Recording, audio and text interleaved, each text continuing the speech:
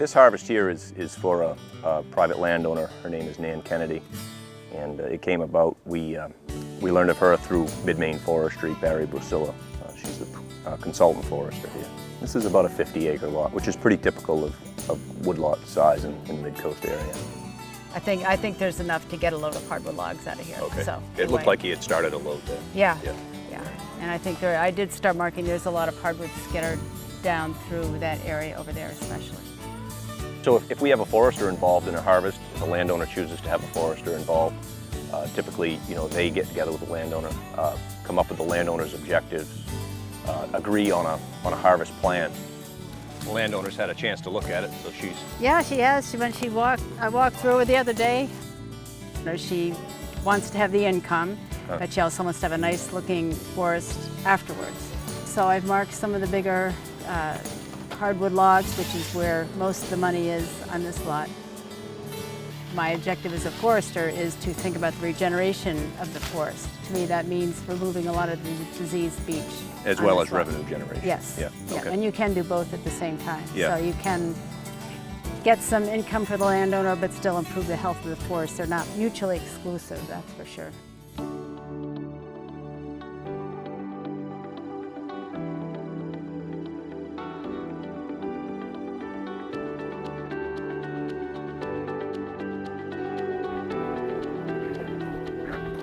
Nice refreshing breeze today. It is refreshing.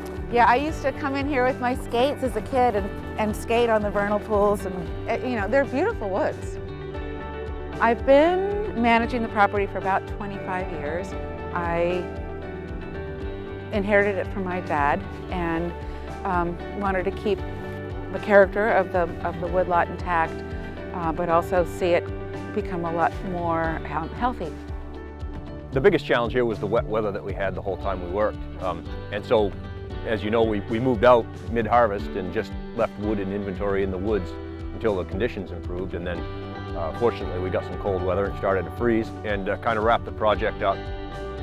These woods were magical to me, and it had been cut over very badly when I was a kid, and it was really sad to me. That was back in the early 70s. So I knew what it shouldn't look like. I did do the forestry plan through NRCS. I chose Gavin, not just because he's a neighbor, but also because he has a fabulous reputation. I'm very happy. It doesn't look like it has been slashed. It is certainly not a scar, and it's going to take no time flat for this to fill back out again. There's still wonderful filtered light and good walks, and you're not tripping over branches. It's, couldn't be happier. Oftentimes, we compare a forest to a garden, and a garden won't work well unless it's treated and managed. It has to be weeded, and the forest really is no different than a garden. To locate a Master Logger certified company in your area, go to masterloggercertification.com.